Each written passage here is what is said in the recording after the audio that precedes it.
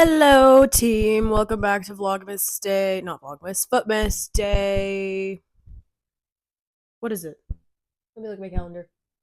It is the 9th. So we're doing days 7, 8, and 9 today. Anyways, today we will be talking about managers I personally think are in trouble. Now, there's varying degrees to this trouble because there's a certain someone on this list that you're going to be like looking at me kind of funny and you're going to think I have an agenda, which I don't. I'm looking at things analytically and I just have some questions that I think deserve an answer. Number 1, I think Ange is in trouble, but I don't think Ange should be in trouble. This is not my controversial one, by the way. I think anyone that goes to Tottenham as a manager, you're fighting an uphill battle because of the board. I think the board is the biggest issue at that club. I've never seen a board so committed to just making their fans' life absolute hell. With you're getting if you have a team who has been led by Jose Mourinho, by Antonio Conte, and you still can't do anything, and if you have Antonio Conte coming out in a kamikaze ass press conference being like, no, it's the board, there's no ambition, there's nothing, it's nothing from the top down.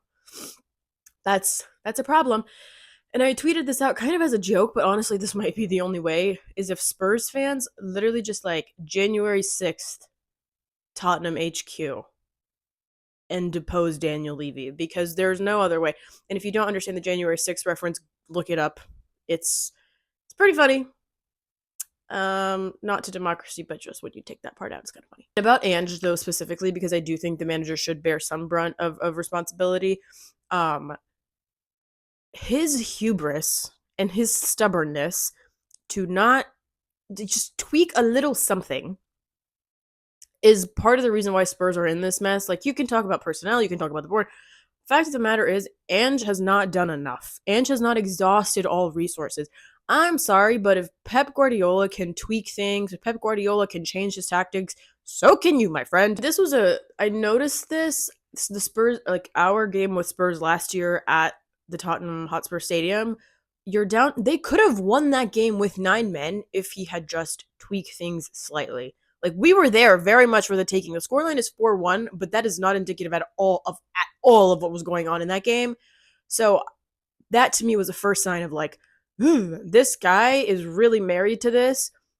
And if there is one of the worst things as a fan is to look at your new manager and be like, okay, I like these tactics, but this is going to get found out unless he changes something.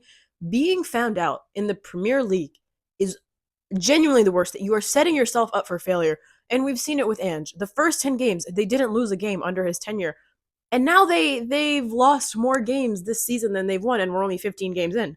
And it is purely because, not purely, a big reason is because he does not adapt to the person. You can have amazing ideas if the players can't execute it. It doesn't matter. So that's where I think Ange can do a lot better. But overall, I just think anyone you put in that job is going to struggle massively. The next person I think that's in trouble is Julian Lopetegui. I think that goes without saying. I didn't really like the hire to begin with. But then again, I'm not a West Ham fan, so I'm not going to sit here and say the intricacies of this and that and blah, blah, blah. Me personally, I'm not a fan of firing managers in their first season because I think there's a lot of moving parts. I think there's a lot of things to fix, especially if you're a new manager. So I don't really like that, but you hear these things that he's already fallen out with some of the big names in the dressing room, and you're like, you've been there for 4 months. What the fuck are you arguing? How have you already fallen out? You've been there 2 seconds. You know what I mean? And so if it's already a toxic work environment, I don't know. And when you see them play, it's just sort of it leaves a lot to be desired, in my mind. So I just want to say, while we're on the topic of West Ham, we all know Mikel Antonio was involved in a really, really bad car accident. I saw the pictures. The only thing I can say is the only reason he survived that car accident is because the Lord himself said, it is not your time to come home. You know what I'm saying? So I'm very thankful. We should all be very, thankful and grateful that he is alive and well in the hospital, and I hope he gets well, and I hope we see him back soon. Okay, now my big one that I think is going to ruffle some feathers, and it's going to be an agenda thing. There's a big if with this one. Okay, a big if. I would like to preface that. It's not an agenda, it's not that. I just have a question. If Arne Slot comes into this league, attempt 1, title 1, on phase 6 Mikel Arteta, there you have to start asking questions. I'm sorry, but you have to ask the question of what is it going to take when a man who inherited a squad that is not his squad can win a title, and you've been trying for 3 years now to do it. I'm sorry, but how? How, why, what, where, when, why? Sorry, guys, I had to get up and go out to my actual job for a second there, but we're back. I think I was talking about Arteta in being in trouble if Arne Slot comes in and wins this league with a team of players who are not his, except Chiesa, who, like I said before, we haven't even seen, I think, in the league yet, versus an Arteta who's 5 or 6 years into this, who's been pushing for the title for, this is the 3rd year now. You have to ask questions on why it's not working, or not that it's not working, but that you haven't achieved the goal when someone can just swoop in and do the damn thing. And I've seen like little things on social media of like, if Maresca finishes higher than Arteta in year 1 versus, phase 6, the phases, right? People will start asking questions, and I think that's completely valid, because everyone talks about how much money Chelsea have spent and all of this and all that. Arsenal have spent money too. Arsenal have had a lot more time than Chelsea to do it, but they haven't, and I think this is the perfect season for them to have done it. But look at Liverpool. They're behind Enzo Maresca's Chelsea.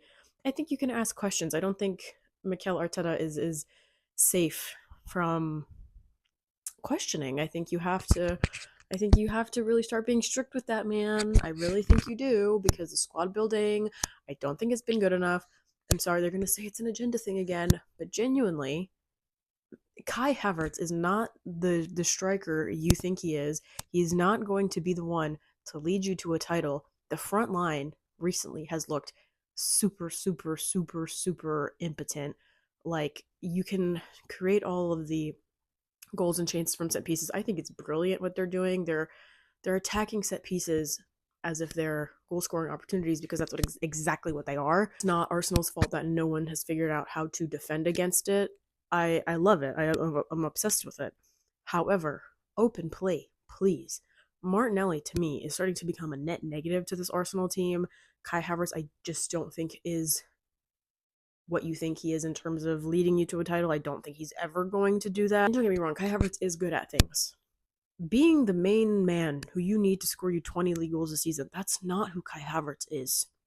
Gabriel Jesus is barely a factor in this equation. Raheem Sterling even less. Like, the squad building up front has to be looked at, has to be criticized. The fact that there's no backup to Bukayo Saka to give him a rest, because that poor kid is just getting worked. These are all questions you have to ask. You have to ask yourself why, in that first title contending season, why Arsenal played such they were genuinely so fun to watch. I hate Arsenal with every fiber of my being, but they were so, so, so fun to watch and so dynamic. And then as the seasons have progressed, they've gotten way more boring and way more like pragmatic and not as advantageous up front. And now you're looking at it and you're like, if a team locks you down on set pieces, is that it? Are you just this one trick pony? And I think you have to ask Mikel Arteta the hard questions, especially if Arne Slot does the thing, and if Enzo Maresca finishes above you. Questions. That's it for this video. Tune in tomorrow. I don't know what we're going to talk about, but yeah, FOOTMAS, going strong, going great. Thanks for being here. Like, comment, share, subscribe.